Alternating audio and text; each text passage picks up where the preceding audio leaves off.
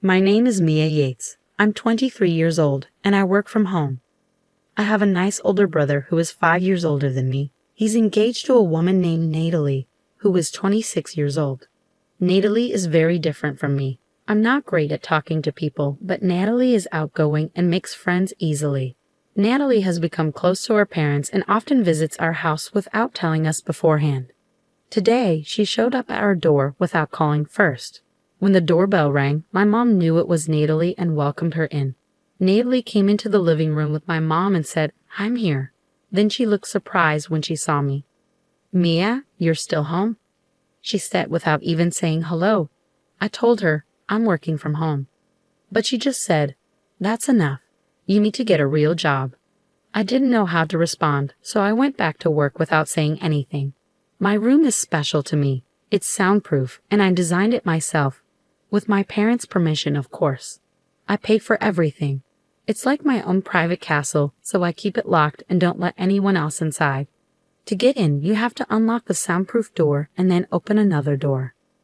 When I got inside, I let out my frustrations by yelling. I was annoyed that Natalie didn't understand that I was working.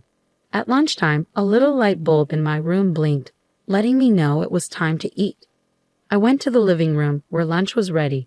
My mom suggested we eat together, so I sat down. But then I saw Natalie sitting across from me, looking upset. "You're eating even though you don't have a job. Don't you care about upsetting your parents? You're like a parasite," Natalie said. I stayed quiet and just listened. When my parents said grace, I did too, and then started eating. Natalie didn't seem happy that my parents didn't scold me for not having a job.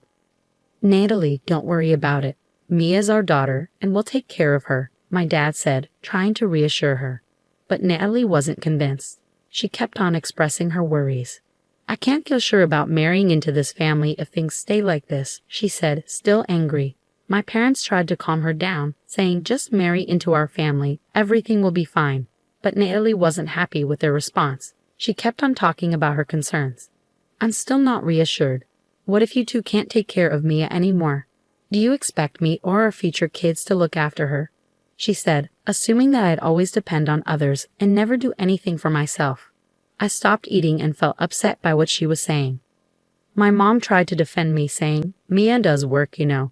Don't worry about her," but Natalie wouldn't stop worrying. At 23, just look at her. Braided hair, thick glasses, always in sweats. "Who would believe she's working like this?" Natalie said, clearly frustrated. I tried to defend myself, softly saying, "How I look doesn't affect my work." But it seemed to make her even more upset. "Then what kind of job do you do? Tell me," she demanded, staring at me angrily. I was so scared that I couldn't speak. My mom stepped in, saying, "Mia's job is private to our family. I'm sorry, but we can't discuss it." Natalie got up and stormed off, saying, "So I'm not part of this family, is that it?" I felt bad for causing a scene and apologized to my parents. My dad reassured me, saying, "It's okay, Mia. Just do what makes you happy," with a smile. After dinner, I felt a bit better and decided to talk to Natalie about my job after my brother's wedding. I brought it up during the meal, and my parents seemed to think it was a good idea. Later in the evening, after cleaning up, I went grocery shopping with my mom while my dad took care of the garden. When we got back, we found Natalie crying in the living room with my dad comforting her.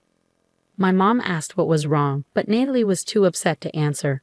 My dad told us he heard a loud noise from inside the house while he was in the garden. He pointed to a crowbar and hammer on the table. I realized right away that something had happened to my room and rushed to check it out. When I got to my room, I saw that the door was badly damaged, like someone had tried to force it open with a crowbar and hammer. I felt frozen, a mix of shock and fear taking over me.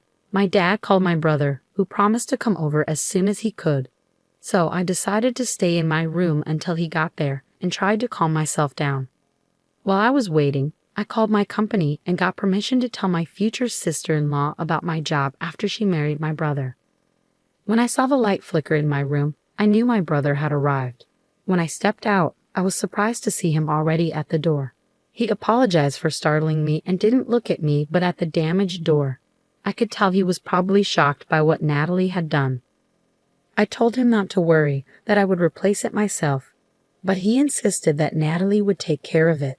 He took my hand and led me to the living room, where Natalie and my parents were waiting.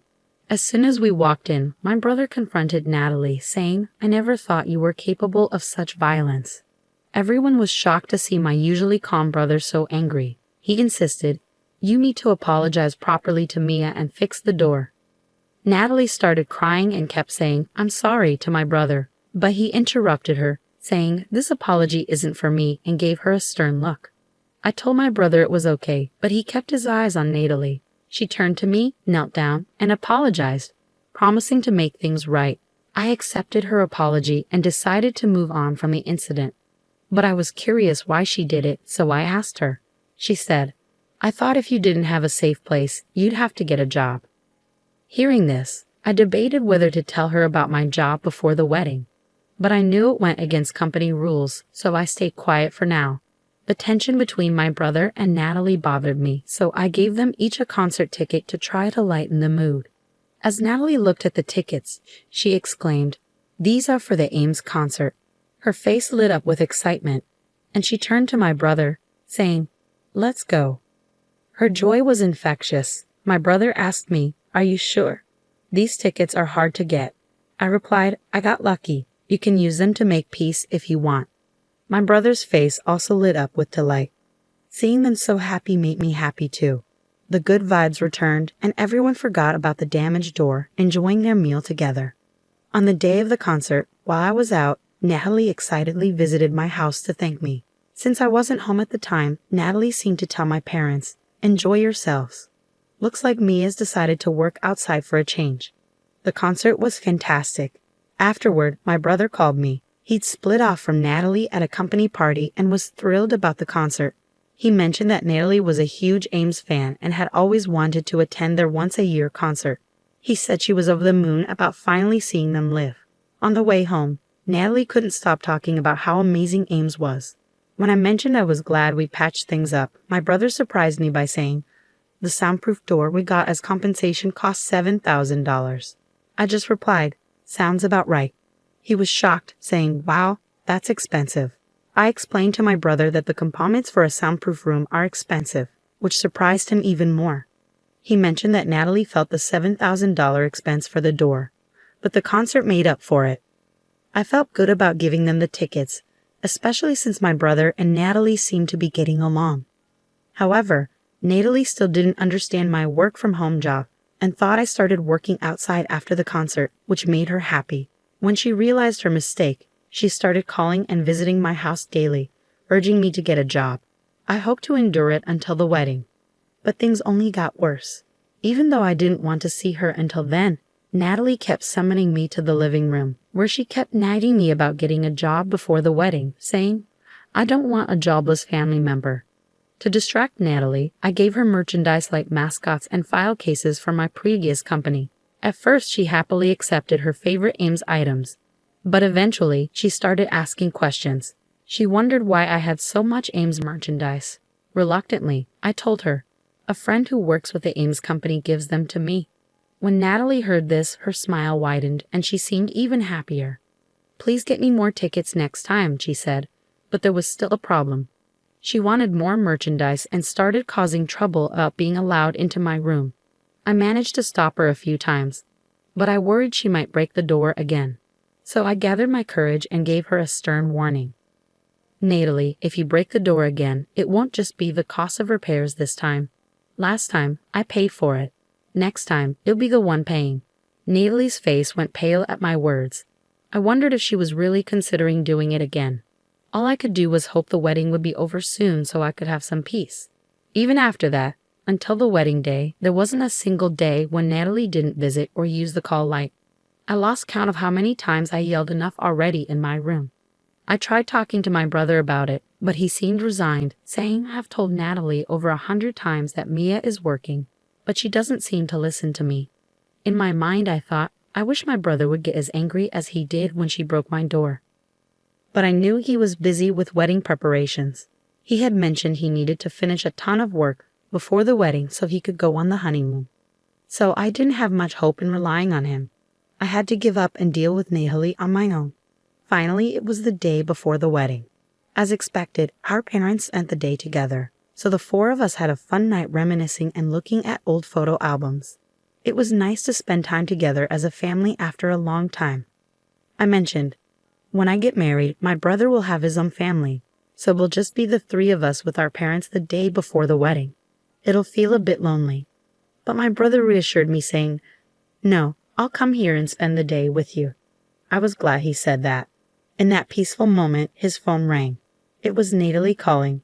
He answered and then handed me the phone, saying, "Natalie wants to talk to you." When I answered the phone, Natalie said, "Hey, something's going on with Ames. There's a big announcement tomorrow.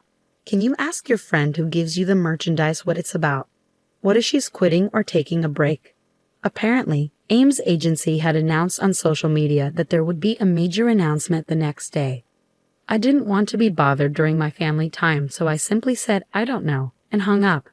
My brother felt the same way and turned off his phone. When our dad said it was time to go to bed early, my brother bowed deeply and thanked our parents for taking care of him. He said he was ready to be happy with Natalie. Mom joked, "That's what happens when women get married." My brother laughed along with the rest of us, and we ended the night before the wedding on a light note. Finally, the wedding day arrived. I told my family I'd be a bit late in the morning, and they headed to the venue without me. When I got there later, I went to the waiting room to congratulate Natalie. I knocked on the door, and there she was, the beautiful bride, all ready for her big day. Just when I was going to congratulate the bride, she suddenly changed into a scary monster. She said she still had something important to tell me from yesterday when we talked on the phone. I said sorry and asked her what was wrong. She told me to leave. I tried to explain that it was my brother's wedding, but she was mad because I didn't have a job, and she didn't want people to think I was part of the family. I wanted to argue, but then Natalie, the bride, came really close to me and said firmly, "If I tell you to leave, you leave." Then she slammed the door shut. I felt really sad and went to a room they set up for me. There, professionals did my makeup and hair, and I changed into the nice dress I bought for the wedding. But I knew I wouldn't be able to go. While I was getting ready, my parents called. I told them what happened and promised I would still celebrate in my own way, even though I couldn't go to the ceremony. The wedding started without me, but I watched it on a screen in the room. I almost cried when I saw my brother looking for me, but I reminded myself it was a happy day, not a sad one, and watched the ceremony, sending my blessings silently. After all the fun, the lady hosting the event said, "We got a special video for the stars of today's show. Watch the screen, please." The lights dimmed and a video started playing. Everyone in the room cheered when they saw Ames, who Natalie adored, appear on the screen with a message. "Surprise, it's me, Ames. Congratulations on getting married, bro and Natalie." Natalie looked shocked and glanced at my brother, who seemed to be saying, "That's Mia. I've been looking forward to this day, but I couldn't make it because of some urgent stuff." I made up an excuse for not being there and shared a simple message of congratulations. Then I admitted, "Natalie, I never told you, but I'm now part of your family. But I'm moving overseas soon, so we probably won't see each other much. You can ignore me if you want." Oh, and I wasn't just lazing around. I was working in my home studio. I couldn't help but add a little sarcasm. But I ended by saying, "I really wish you both all the happiness. I'm a singer-songwriter named Ames, and I got popular on social media. My stage name, Ames, is just my real name Leah spelled backward." When the lights turned on again, everyone was staring at Natalie. She looked shocked and really surprised. My part was done, so I left the place with the hair and makeup people and other workers. Later, my brother called me. He said after we left, Natalie was supposed to thank the guests and say goodbye, but instead, she was running around looking for me. When she found out I had left, she started crying in front of everyone. I also heard from friends that now everyone knows Natalie as the bride who Ames doesn't even consider family. My speech from the wedding got super famous on social media. They say she's feeling really sorry about what she did and can't even go out in her neighborhood anymore.